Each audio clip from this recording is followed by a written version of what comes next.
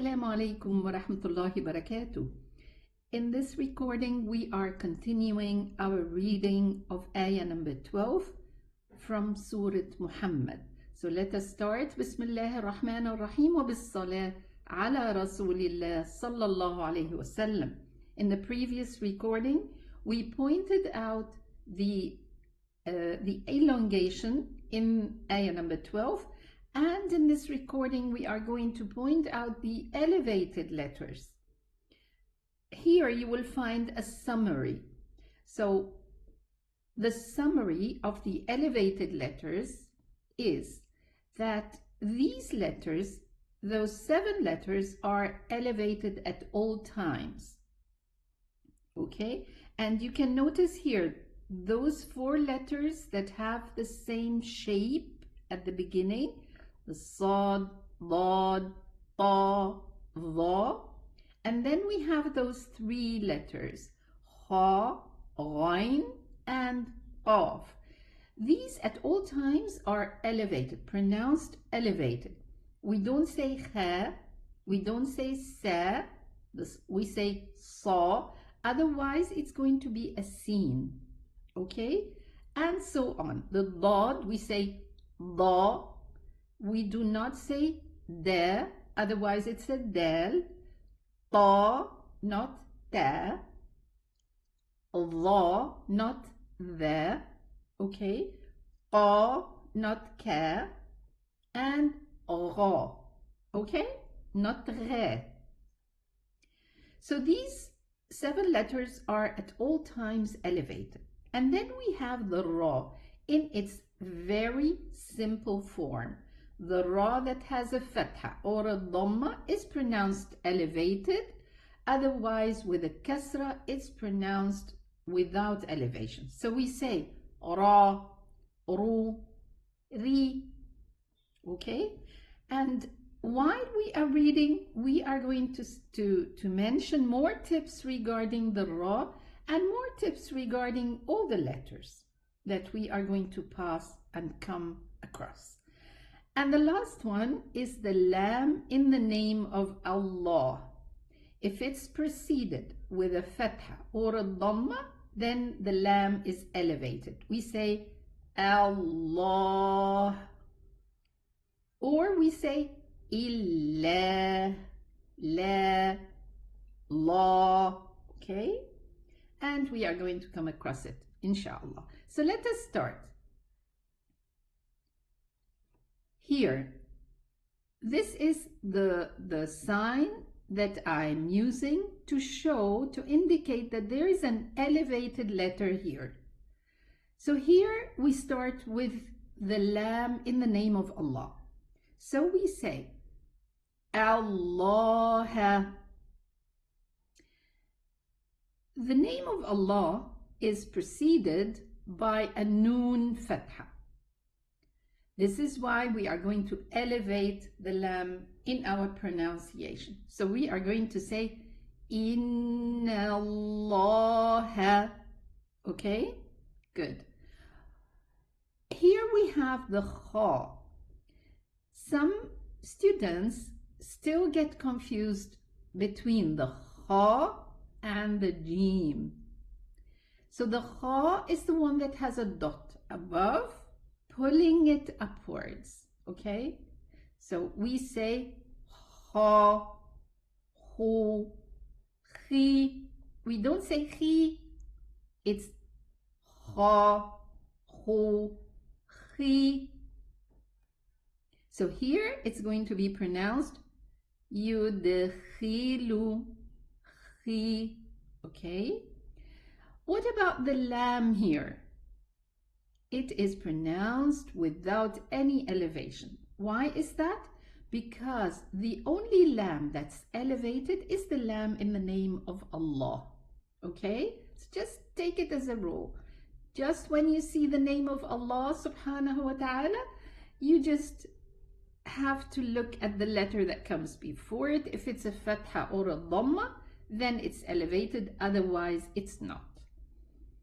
And let's go forward. Amanu wa amilu there's no elevated letters, and then we come across the letter Sad. And the letter Sad is one of the letters that is always at all times elevated, whether it has a fatha or a dhamma or a kasra. There is in the elevation, in the tafkhim, it's called tafkhim or isti'la, there is levels. So we say, for example, sa, and we say sa, and we say su, we say si, okay?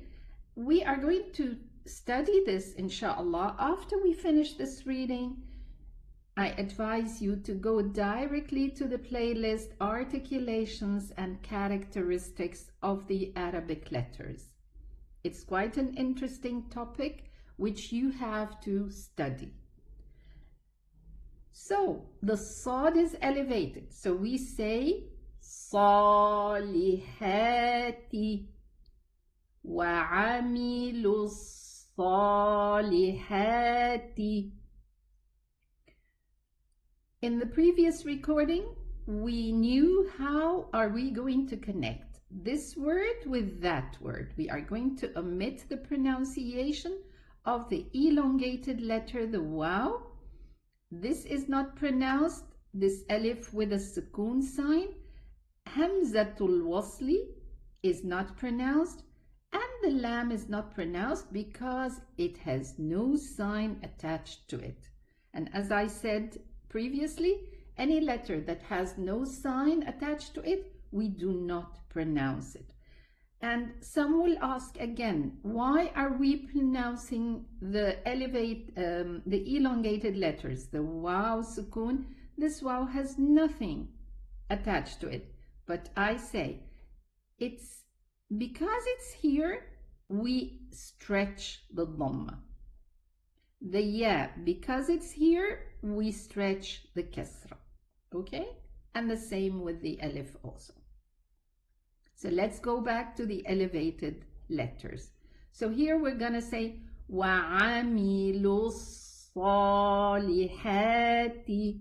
If I say وَعَمِلُوا الصَّا, it becomes a sin, something between the sad and the sin. So make sure you do not mix it with the letter sin, and the difference is the elevation. Elevate your pronunciation of this letter. وَعَمِلُوا الصَّالِحَاتِ. Is the ha an elevated letter? No, it's just the ha with the dot above. So we don't say as-salihati. It's not ha, it's ha. What about the jim? It's not elevated also. So we say jannatin. Okay?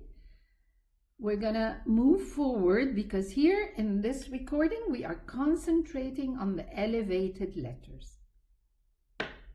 In the previous recording, we knew how we are going to connect those two words. So we are going to say تحتها الأنهار. This ra has a dhamma on top. So we are going to elevate it. We are going to say ru. But in the Arabic reading and the Arabic rule, it says we don't start with a sukoon in our reading, but we end with a sukoon letter. So here I have a sign that I can end my reading. I can end and I can continue, connect. It's up to me. So if I'm going to continue and connect the two words together, I'm going to say تحتها الأنهار والذين. So I pronounced it elevated. What if I stop? This ra is going to be a sukoon. It does have a dhamma, but when I stop, I pronounce the last letter with a sukoon. Whatever sign it has, it becomes a sukoon ra. And this is a tip here, so pay attention. The ra is going to be a sukoon. I did not mention a ra sukoon, how can I pronounce it? It doesn't have a fatha or a dhamma, neither does it have a kasra. So what do? I have a look at the letter that comes before it. The alif is the letter that comes before it, but it's also a sukoon letter. So I have a look at the ha, which is the letter before the alif. Does the ha has a fatha or a dhamma? Yes, in this case it has a fatha. So what do? I elevate my pronunciation of the ra sukoon. So I say تحتها الأنهار. This is when I connect. تحتها الأنهار. Ra. Okay? I don't say الأنهار. And nothing else is elevated. Don't say al-anha, ha. This is elevating the ha. But the ha is pronounced like this. Ha. And then I go to the ra elevated. تحتها الأنهار. Let's continue. We have a ra dhamma here. Same thing. If the ra has a dhamma, then I'm going to elevate it. I'm going to say kafaru. And something very common you have to be aware of, that when we see an elevated letter, we tend to elevate some of the letters that come before. It's like I'm getting ready to pronounce the elevated letter. So be careful. Don't say ka. It's not kafaru. It's ka. كفروا والذين كفروا. Okay, and I don't see any elevated letter here. Don't mix the ayn with the ghain. Okay, it's a ayn and it's not elevated, it's just the ghain. And again we can see here a ra dhamma, and we're gonna pronounce it elevated. وَالنَّارُ. As I mentioned, be careful, be aware not to elevate the noon. Don't say وَالنَّارُ. Na. It's not na, it's na. وَالنَّارُ. Okay? If you're not sure of your pronunciation, then get the noon shadda out. Just pronounce it individually. Say na, and then connect it with the ra. وَالنَّارُ. And then we don't have any other elevated letter so far in this ayah. This is ayah number 12. I'm going to end this recording, and I advise you, kindly please go through the lessons, the previous lessons, the lesson of elevation. Be confident of the rules, and then return back to this recording and pronounce these letters as it should. If you need any help, if you don't have a teacher that can listen to you, then kindly communicate with me. We have a team of teachers that can help. We work free of charge. We don't charge anything to any student, nothing whatsoever along our course. Okay, all courses are free of charge. So if you have any question, kindly put your question on the comments, and I will be more than glad to answer them. And if you find these recordings of benefit, kindly please press like so that others can share this knowledge as you do.